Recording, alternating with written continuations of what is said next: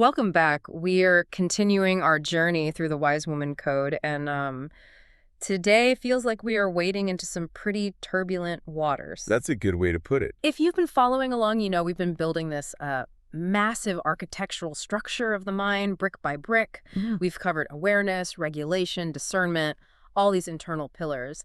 But Today we test if that structure can actually hold up against a hurricane. Exactly. A hurricane, that's the perfect way to frame it. We're looking at part 1, chapter 8. Stay calm in the chaos. And honestly, this is the chapter where all that theory has to become reality. It's where the rubber meets the road. And to kick us off, I just want to hit you with the opening line of the chapter immediately, because it's not really a suggestion. It's more of a gauntlet being thrown down. The text opens with, "Chaos is inevitable. Her response is not." Her response is not. It's a heavy statement, isn't it? It really is. It immediately removes that victim mentality. Yeah. It says, look, the world is going to be loud. It's going to be messy and unpredictable. That's a given. The only variable is you. And that feels like a distinct shift from where we've been. I mean, up until now, in the first 7 chapters, we've been doing a lot of, internal housekeeping. Right. We talked about awareness, regulation, and the reset for when you fall down. But chapter 8 feels different. It feels like we are pivoting from recovery to maintenance. Exactly. If you look at the progression, chapter 7, which we covered last time, was about the reset. That's emergency medicine. Right. I've crashed. How do I get back up? Precisely. Chapter 8 is preventative medicine. It's asking, how do I stand so firm with such structural integrity that I don't get knocked down in the first place? Yeah. This is where we stop using the training wheels.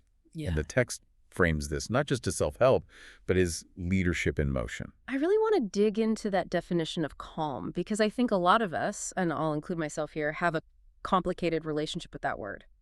In our culture, calm often gets rebranded as passive. Like, if you're calm, maybe you aren't hustling hard enough, or you're checking out, or you're just in denial. Right, the whole house is on fire, but I'm fine meme. Yes. Is that what this chapter is advocating for? Just ignoring the fire? Not at all. And this is the critical distinction the author makes. She defines calm as controlled presence. Controlled presence. It has nothing to do with denial. The manual uses the analogy of the eye of the storm, and I think the physics of that are really important here. Okay, break that down for us. So in a cyclone, you have the eye wall. That's where the most violent winds are. But in the absolute center, the air is still. Right. But the eye doesn't deny the storm. It is part of the storm's structure. But, and this is the key, the center does not rotate. The wise woman sees the chaos, she hears the noise, but she refuses to become the chaotic rotation. All right, I love the physics of it, but let me play devil's advocate for a second. For the listener who is currently stuck in traffic or dealing with a crisis at work, isn't staying centered when the stakes are high a bit, I don't know, unrealistic? If I'm in a boardroom and a project is imploding, doesn't sitting there in controlled presence look like I just don't care? That is the #1 fear people have, that it looks like apathy. But the text argues the exact opposite. It argues that calm is a form of power, specifically containment. Containment. Think about it. When you panic along with everyone else, when you match their frantic energy, what are you actually doing to the environment? I'm adding noise. I'm adding heat to the room. You are adding fuel to the fire. You are literally increasing the chaos. But when you respond with a regulated presence, you offer containment. You lower the ambient temperature. It's actually the most active thing you can do. So it's active resistance. It's not doing nothing. It's like holding a very heavy door shut against the wind. Precisely. It's an exertion of energy, but it's internal, not, external flailing. Now, looking at the how-to section of this chapter, I noticed something interesting. Usually, these chapters introduce a shiny new tool or a new framework. Chapter 8. It doesn't really do that. It feels more like a review session. You spotted it. And that is completely intentional. Chapter 8 is about convergence. It's the final exam of part 1. The manual isn't giving you new toys because it's demanding you use all the ones you've already collected, but all at the same time. So we're stacking them. We're stacking them. Think about the architecture we've discussed. You need the internal stillness from chapter 1. You need the breath regulation from chapter 2. The discernment from chapter 5 to filter out the noise. Yes, and the posture work from the body stewardship section. Chapter 8 is asking, can you do all that simultaneously while someone is yelling at you? That's the test, isn't it? It's easy to deep breathe in a quiet room by yourself. No. It's much harder when your toddler is, I don't know, painting the dog? Correct. Calm is not spontaneous. You don't just decide to be calm in a crisis if you haven't wired your nervous system for it during the quiet times. This is why the text emphasizes cumulative discipline. If you're struggling with Chapter 8, it's usually not a Chapter 8 problem. It's a Chapter 2 problem. You need to go back and practice the breath work until it's automatic. That's a really helpful way to look at it. If you crack under pressure, check your foundation. Okay, I want to move to the impact this has on others because the chapter calls this environmental leadership. This is one of the most fascinating concepts in the whole book, I think. It moves from self-help into social dynamics. It uses the metaphor of the thermostat versus the thermometer. It's a classic metaphor, but let's look at it through the lens of neuroscience for a second. A thermometer is reactive. It just reflects the environment. If the room is hot, the mercury goes up. Simple. Exactly. And most humans, most of the time, operate as thermometers. We have these things in our brains called mirror neurons. Right, the monkey-do neurons. Essentially, yeah. If I walk into a room and I'm hyperventilating and panicked, your mirror neurons pick that up and your body starts prepping for a threat. You literally catch my stress. It's emotional contagion. So if I'm a thermometer and my partner comes home angry, I immediately get defensive or angry back. I'm just matching their frequency. Exactly. You've surrendered your autonomy to the environment. But a thermostat regulates, it sets the temperature. It kicks in to cool things down. The wise woman is a thermostat.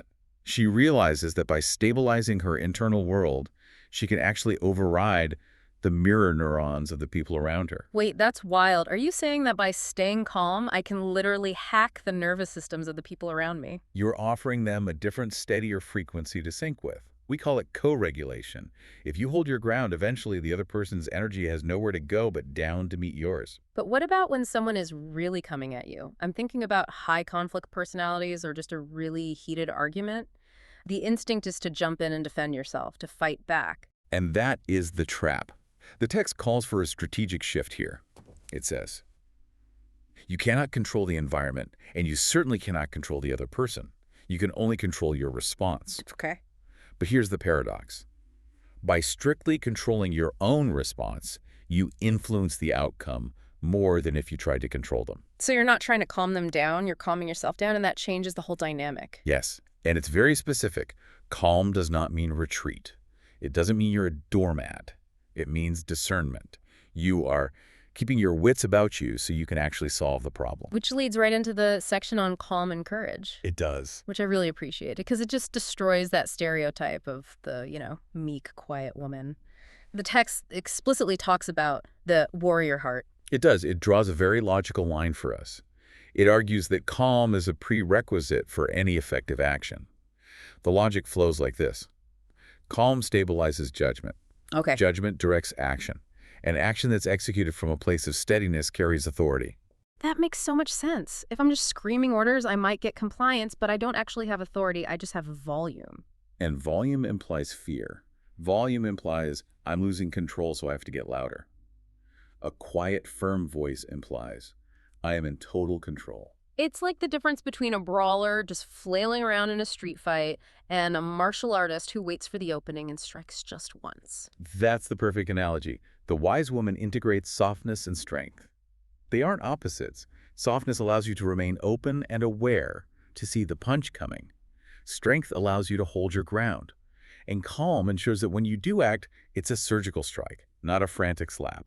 Okay, I want to get practical. The chapter does introduce one specific visualization tool. And I have to be honest, when I first read protective visualization, my skepticism radar pinged a little bit. It's good to be skeptical. It sounded a little woo-woo, Yeah.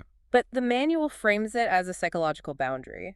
Let's look at what's actually happening in the brain during this protective visualization.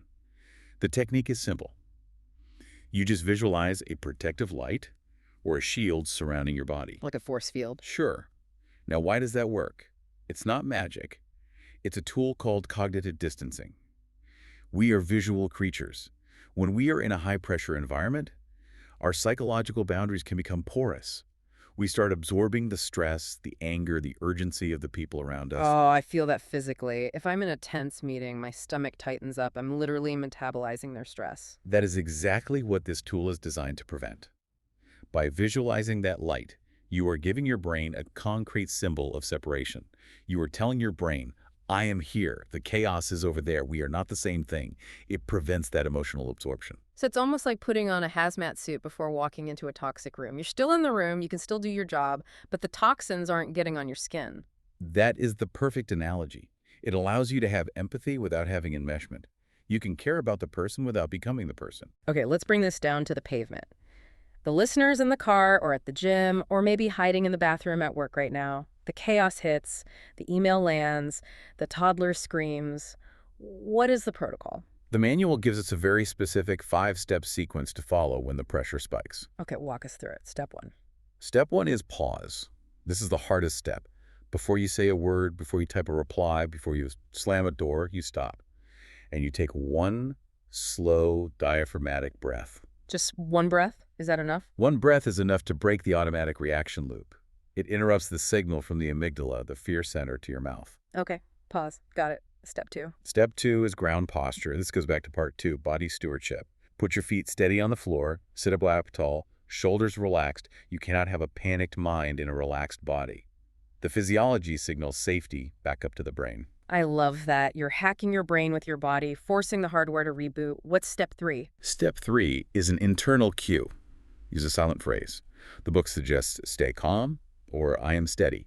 It's a command to your own nervous system. It's you taking the wheel. Okay. Pause, ground, cue. What's next? Step 4 is visualize. If the pressure is coming from outside, from a person or situation, picture that protective light we just talked about, remind yourself of the separation. That anger is yours, not mine. And then, finally, Only then, step 5, respond. You speak or act only after clarity returns. wow. So the rule is calm precedes action. And action follows clarity. If you don't have the clarity yet, you stay in the pause until you do. That is rigorous. It sounds so simple on paper, just pause. But doing that in real time when your blood is boiling, that's the work. It is the work, but that is why it is called a practice. You won't get it perfect every time. You will fail. You become a thermometer sometimes. But every time you manage to insert that pause, you are reclaiming your power. You're building a new neural pathway. It really forces you to look at your daily life differently. The manual poses a reflection question for this chapter that I found really confronting. It asks, where in my life am I being asked to lead with calm instead of reaction? It's a heavy question. It is. I was thinking about it, and for me, it's not even the big crises. It's the little transition moments. Getting everyone out the door in the morning, or that witching hour right before dinner when everyone is hungry and tired.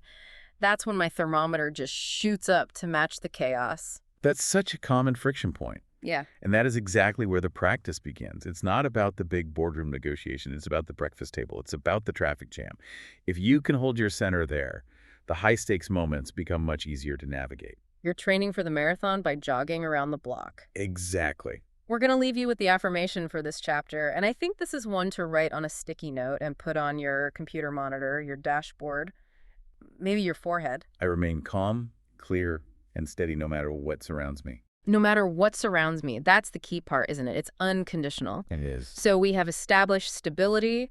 We have established calm. The foundation is set. Next time, we move to chapter 9, where we take this foundation and apply it to something very nuanced, mastering emotional intelligence. It's the next logical step in the evolution. We're going to talk about reading the room, empathy, and social dynamics. You won't want to miss that. Until then, practice the pause. Thanks for listening.